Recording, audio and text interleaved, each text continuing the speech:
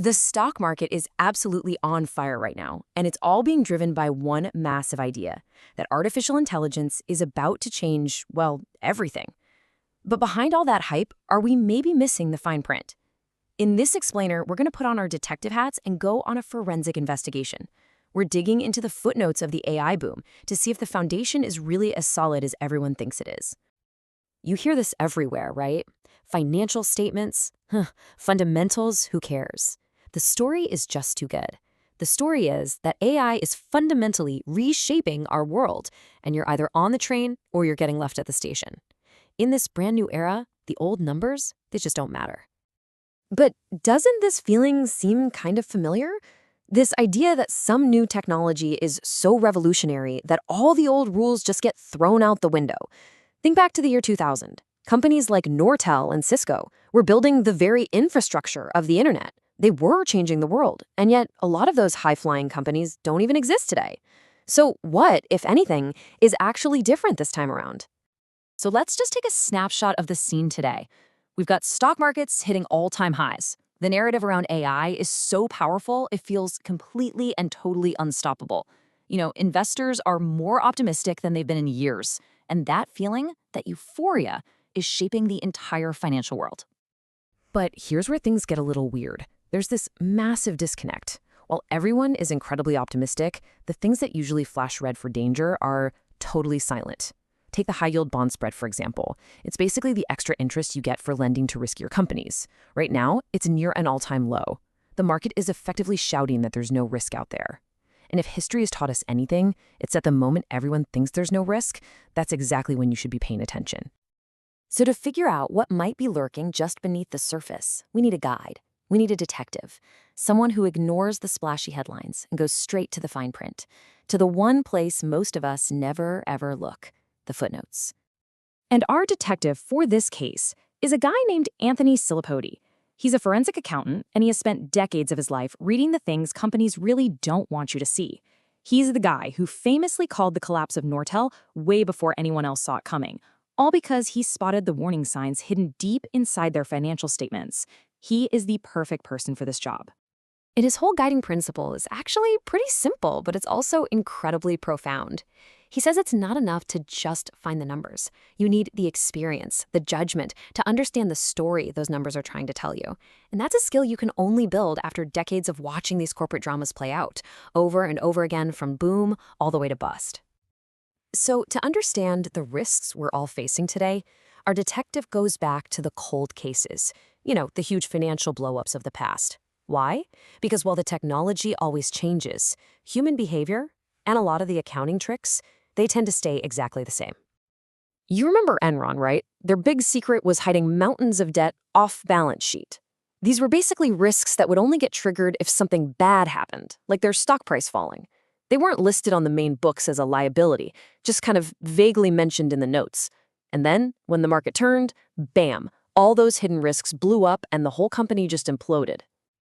Okay, now let's go back to Nortel. They had this other really clever trick called vendor financing. To make their sales numbers look amazing, they would literally lend money to their own customers. And what would those customers do? They'd turn right around and use that exact same money to buy products from Nortel. On paper, it looked like business was booming, but in reality, it was just Nortel paying itself. Okay, so fast forward to today. Are you seeing a pattern here? We're seeing a very similar circular flow of money. Tech giants like NVIDIA and Microsoft are investing hundreds of millions of dollars into AI startups. And then those startups immediately turn around and use that very same money to buy chips from NVIDIA and cloud services for Microsoft. It's a perfect closed loop. Now, this kind of circular financing makes the whole AI ecosystem look incredibly strong, totally self-sustaining. The sales numbers look absolutely fantastic, but it's also a very fragile system. Just like what happened with Nortel, when the market eventually wobbles and that outside funding starts to dry up, the whole thing can become incredibly vulnerable. The real question is, what happens when the music finally stops? But hold on, I know what you might be thinking. Isn't this time different because we have AI now, right? We have these incredibly powerful new tools that can scan millions of documents in seconds. Surely our own AI can just spot these risks for us. So, can AI be our new footnote detective? Can it connect all the dots and warn us about the next Nortel or the next Enron? Well, the answer, as it turns out, is a lot more complicated than you'd think. And in fact, relying too much on AI might actually be making the problem even worse. Scilipoti uses this perfect analogy. He says AI is like a tool that can instantly search 1 million cookbooks and find every single mention of the word salt. That's information, and it's amazing. But an experienced chef, they can taste a dish and know not only that it needs salt, but why it tastes wrong and exactly what else it needs to be perfect. That's judgment. AI is incredible at finding data, but it can't, not yet anyway, replicate decades of hard-won human experience. So, when you boil it all down, AI is a game-changing tool for speeding up the search for information. No doubt about it. But it still lacks that crucial context and seasoned judgment to see the hidden connections between all the data points. It can find the words on the page, but it still takes a human detective to understand the story that those words are telling. All right, so if we can't just plug in an AI and have it solve everything, how do we spot these risks ourselves? Let's open up the toolkit.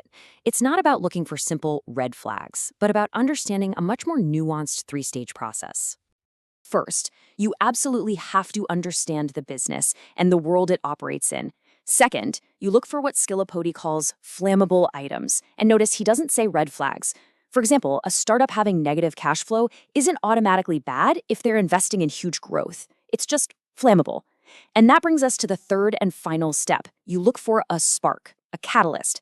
That spark could be anything, a new competitor, rising interest rates. That's the thing that can turn a flammable item into a full-blown inferno. So let's quickly run through the playbook. Rule 1. The goal isn't to avoid all risk. That's impossible. It's to avoid embarrassing, catastrophic loss. Rule 2. Read the footnotes first, before anything else. They tell you the story behind the numbers. 3. Verify everything management tells you. Don't just trust them blindly. But maybe the most important rule of all is this. Remember that a rising stock price creates a positive story, not the other way around. People get really good at finding reasons to justify a price that's already gone to the moon. And all of this leaves us with one final, really powerful thought. All this stuff, the circular financing, the off-balance sheet risks, the weird metrics, in a roaring bull market, none of it seems to matter. The story is just too compelling. But these things have a funny way of suddenly mattering, and when they finally do, they tend to matter a whole lot, all at once. So the question we have to ask ourselves is, will we be reading the footnotes when that time comes?